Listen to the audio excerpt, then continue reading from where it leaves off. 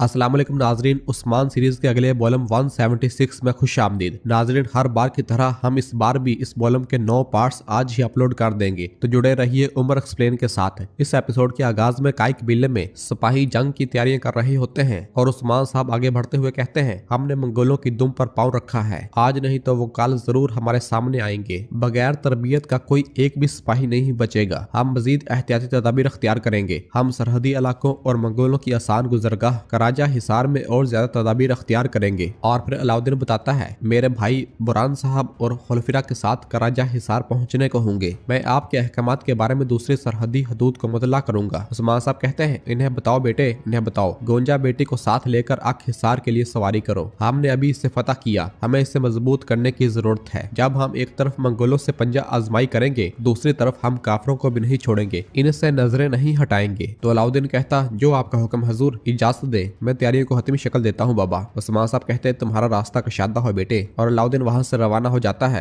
इस दौरान गद्दार एलबाई वहां पर उस्मान साहब का घोड़ा लेकर आता है और बताता है, आपने कहा कि अब घोड़ों की रखवाली खत्म है, लेकिन अल्तुतान का ख्याल रखना मेरे लिए एजाज है। मैंने अभी इसके नालों को तब्दील किया है। तो उस्मान साहब अपने घोड़े को देखते हैं और कहते हैं, शुक्रिया एलबाई, सलामत रहो। इस दौरान साथ ही लोहार हैदर अल्लाह हक है अल्लाह कहते हुए तलवारें बना रहा होता है और उस पर कारी ज़रबे लगा रहा होता है। उस्मान साहब भी उसका साथ देना शुरू कर देते हैं। उस्मान साहब कहते हैं, हाई कहकर अल्लाह के नाम की खातिर इस फौलाद को लगाएगी ज़रब। बहादुरों का मैदान जंग में काफरों की पीठ पे तलवार का कारी जख्म एक ही है। ए बहादुरों, अल्लाह का नाम पूरी दुनिया तक फैलाने के लिए मजीद कारी ज़रबे लगाओगे और हमारी फौज में एक भी सिपाही बगैर हथियार के नहीं बचेगा। तो सब कहते हैं, आपका हुक्म सर आंखों पर हजूर। और फिर वो लोहार कहता है, जब तक हमारी कलाइयों को फारिज नहीं हो जाता, अल्लाह के हुक्म से हम कारी ज़रबे लगा सकते हैं। उस्मान साहब कहते हैं, है वल्लाह। और फिर इस दौरान शामिल वहां पर आता है और आकर बताता है, हजूर, सरदारान ने जिरगे में अपनी नशिस्तें ले ली हैं। उस्मान साहब कहते हैं, ए वाला शामिल। और वहां से जिरगे की जानब रवाना होते हैं, जबकि पीछे खड़ा गद्दार इलबाई कहता है, अपनी तदबीरें ले लो, तदबीरें लो जरा उस्मान। जब सब तदबीरें नाकाम हो जाएंगी तो मैं तुम्हारी सरदारी को देख लूंगा।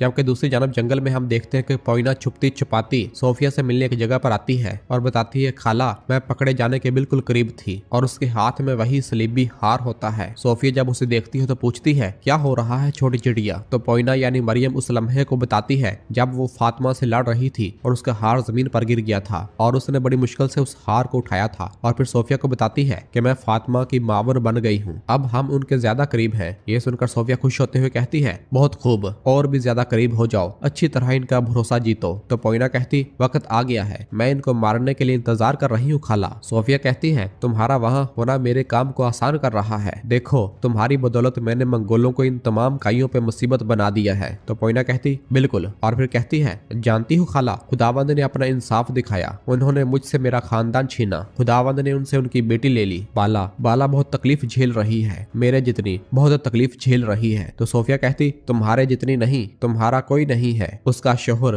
बच्चे, वो सब उसके साथ हैं। जबकि इधर काई कबीले के सरदारी खेमे में जिरगे में बेगम खातून उस्मान साहब को कहती है, बुरहान साहब कराजा हिसार में मंगोलों के मुकाबले जहां तक अलाउद्दीन साहब है, तो वो अक हिसार में बाज़ंतीनी काफरों के मुकाबले तदाबीर अख्तियार किए हुए हैं। आप ये कह रहे हैं हजूर, दूसरे भी एहतियाती तदाबीर अख्तियार कर रहे हैं, हम जानते हैं, लेकिन उस्मान साहब कहते हैं, लेकिन आपकी परेशानी का सबब क्या है बेगम खातून? तो बेगम कहती है, मंगोलों के आने पे क्या होता है हम सब जानते हैं। इस तरह के खतरे के खिलाफ सिर्फ एहतियाती तदाबीर अख्तियार करके इनके मद्दे मुकाबल आ सकते हैं। ये मैं नहीं जानती हजूर। उस्मान साहब पूछते, हमें क्या करने की जरूरत है? तो बेगम कहती है, अगर हमारा सामना किसी ऐसी मुसीबत से है, गरमियान की तरह, जानदार की तरह, मजबूत तुर्क इमारतों की तरह इत्तेहाद कायम करके सरहदों पे भी इत्तेहाद को यकीनी बनाने की जरूरत है, मैं ये कह रही हूँ हजूर। तो उस्मान साहब पूछते, हमें क्या करने की जरूरत है जरकुताई? तो जरकुताई कहता है, हजूर, जानदार और गरमियान ने मंगोलों के सामने सर तस्लीम खम किया है, यकीनन बेगम खातून को ये मालूम है, इसलिए हजूर,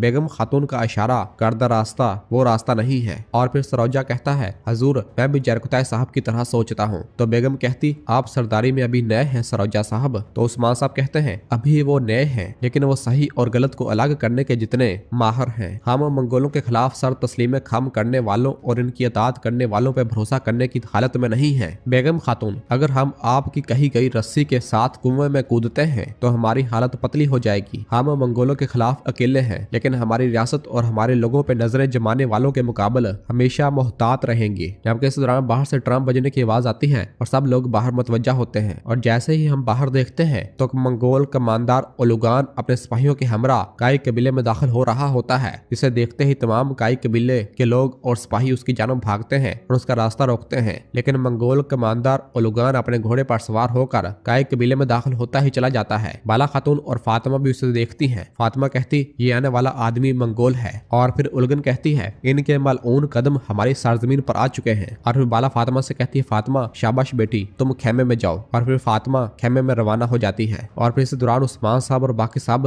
भी सरदारी खेमे से बाहर आ जाते हैं और मंगोल कमांडर ओलुगान को देखते हैं। और फिर इस दौरान आइकुत भागता हुआ उस्मान साहब के पास आता है और आकर बताता है हजूर ये आने वाला मंगोल कमांडर ओलुगान है। उस्मान साहब पूछते इसके कबीले आते हुए तुम्हें जरा भी अंदाजा नहीं हुआ? तो आइकुत कहता हजूर वो आनन फानन कबीले के गिर्द नमूदार हुए, जिम्मेदारी पे मामूर सिपाहियों ने नहीं देखा। और कमांडर ओलुगान मुसलसल सरदारी खेमे की जानब बढ़ रहा होता है, जिसे देखकर बेगम खातून कहती है जब हम मुसीबत के बारे में बात कर रहे थे मुसीबत हमारे दरवाजे पर आ गई है, अब हम क्या करेंगे उस्मान साहब? उस्मान साहब कहते वो यहाँ जिस तरह आए हैं इनका अंजाम वैसा ही होगा। मंगोल कमांडर और मंगोल सिपाहियों को देखकर काई कबीले के लोग बहुत परेशान हो रहे होते हैं और कहने लग जाते हैं ये यहाँ क्या कर रहे हैं, इनका यहाँ क्या काम है, वो हमें अच्छी खबर देने के लिए यहाँ नहीं आए। और फिर वो मंगोल कमांडर ओलुगान सब लोगों को खामोश करवाते हुए उस्मान साहब से कहता है उस्मान साहब भी कहते हैं कमांडर ओलुगान। तो ओलुगान कहता हमारे आने को क्यों महसूस नहीं किया, कहकर अपने सिपाहियों से गुस्सा न करो, करासी साहब से बैत लेकर ना हमवार वादियों को अबूर करते हुए यहाँ आए हैं। इसके अलावा अगर हम ना चाहें सिर्फ तुम ही नहीं आसमान का आकाब तक हमारी आमद को महसूस नहीं कर सकता। और फिर इसके बाद अपने घोड़े से नीचे उतरता है और आसमान की जानब देखते हुए गहरी सांस लेता है। और फिर आगे बढ़ता हुआ उस्मान साहब की जानब आता है। उस्मान साहब कहते हैं जमीन की आसमान की दोनों के दरमियान जितना कुछ है मैं सबकी कसम खाता हूँ, तुम और तुम जैसे लोग जब तक तुम हमारी जमीनों पे आते रहोगे हम हमेशा तेज धारी तलवार होंगे। ये सुनकर ओलुगान हंसता है और कहता है हमेशा जंग के लिए तैयार हो? हाँ उस्मान, लेकिन मैं यहाँ लड़ने के लिए नहीं बल्कि अपनी पहचान करवाने आया हूँ। और फिर इसके बाद कहता है मैंने अपना एलची तोयगर तुम्हारे पास भेजा, लेकिन ना वो खुद वापस आया और ना ही तुम्हारी तरफ से टैक्स आया। तो मैंने कहा कि उस्मान के पास चलकर इसके मेहमान बन जाएं। तो उस्मान साहब कहते हैं तुम्हारा एलची तोयगर हम इस मौजू पे बात करेंगे, लेकिन सबसे पहले अपने नौकरों से कहो क्योंकि यहाँ मेहमान बनकर आए हो मेहमानों की रवायत के मुताबिक हरकत करें दूसरी सूरत में। और फिर कहते हैं चलो अंदर चलते हैं और उस्मान साहब अंदर रवाना हो जाते हैं। जबकि ओलुगान भी जब पीछे जाने लगता है तो उसकी नजर जरकुताए पर पड़ती है। तो वो जरकुताए से कहता है जरकुताए आह जरकुताए अपने नाम से और दूसरा अपने खून की हद तक मंगोल रह गए हो। हाँ, और ये कहकर वो भी अंदर रवाना हो जाता है। नाज़रीन फिर इसके बाद हमें एक घोड़े पर सवार मंगोल शख्स दिखाया जाता है जो कि अपना चेहरा ढांपे सेब खा रहा होता है और आगे बढ़ रहा होता है। इस दौरान कई सिपाही अपने घोड़े भगाते हुए उसके पास आते हैं और उससे पूछते हैं तुम कौन हो अजनबी, तुम यहाँ अकेले क्यों घूम रहे हो? जिस पर वो मंगोल कोई जवाब नहीं देता और खामोश रहता है। और फिर वो कई सिपाही अपने घोड़े से नीचे उतरता है और उससे पूछता है क्या तुमने सुना नहीं? तो मैं तुमसे कह रहा हूँ मंगोल मुसीबत सरहदों की तरफ आ रही है, अपने घर लौट जाओ। जिस पर वो आदमी कहता सुना है, मैं तुम्हें सुन रहा हूँ, लेकिन क्यों लौटूं? मंगोलों की आमद ने तुम्हारे दिल को हिला दिया है। इस पर वो सिपाही कहता मैं तुम्हारे लिए फिक्रमंद हो रहा हूँ, नहीं तो यहाँ मौत इन कमजोर लोगों का शिद्दत से इंतजार कर रही है। ये सुनकर वो आदमी अपने घोड़े से नीचे उतरता है और आगे बढ़कर पूछता है मंगोलों को कौन मारेगा? उस्मान है? तो वो काई सिपाही कहता हाँ उस्मान साहब और इनके चाको चौबंद सिपाही, इतना काफी है कि वो सरकश यहाँ अपना चेहरा दिखाएं। तो वो आदमी कहता है आज तुम खुशकिस्मत हो मजबूत लड़के, तुम्हारी बात हकीकत का रूप धार चुकी है। और ये कहकर वो जैसे ही अपना चेहरा अया करता है तो काई सिपाही भी अपनी फौरन तलवारें निकाल लेते हैं, मगर वो पलक झपकने से पहले ही अपने खंजर निकाल कर उस काई सिपाही की गर्दन पर रख देता है और उसे फौरन शहीद कर देता है। और फिर अगले ही लम्हे बाकी सिपाहियों पर भी हमलावर हो जाता है और बहुत ही महारत के साथ उन सबको एक एक करके शहीद कर देता है और बहुत ही जल्द सबको शहीद कर दिया जाता है। सबको शहीद करने के बाद वो खुशी से कहता अहमक। इसी दौरान उसके मंगोल सिपाही भी पीछे से आ जाते हैं और उसके पास पहुंचकर एक सिपाही घोड़े से नीचे उतरकर उसके पास आता है और उसके सामने झुककर बैठ जाता है। तो वो मंगोल कमांडर कहता, कमांडर ओलुगान उस्मान के कबीले में है, वो उस्मान की आंखों को धोखे से अंधा कर देगा। वो पुरस्कून होंगे, वो समझेंगे कि अब कोई हमला नहीं होगा और उसी वक्त कराजा हिसार उनकी कब्र बनेगा। ये सुनकर उसका सिपाही पूछता, हम अंदर कैसे जाएंगे कमांडर अल्तुगा? तो अल्तुगा एक नक्शा उसकी जानब फेंकते हुए कहता है, जब रात होगी तो हम खुफिया रास्तों से दाखिल होकर कराजा हिसार के दफा को तोड़ देंगे, इन्हें जरा भी खबर नहीं होगी। तो उसका सिपाही पूछता, आपको खुफिया रास्तों का किसने बताया कमांडर अल्तुगा? तो अल्तुगा कहता है, ओलुगान का एक जासूस उस्मान के बहुत करीब है जो उनकी हर कमजोरी को जानता है। वो जासूस पहले ही हमें कराजा हिसार पेश करेगा और फिर शहजादे उरहान का सर।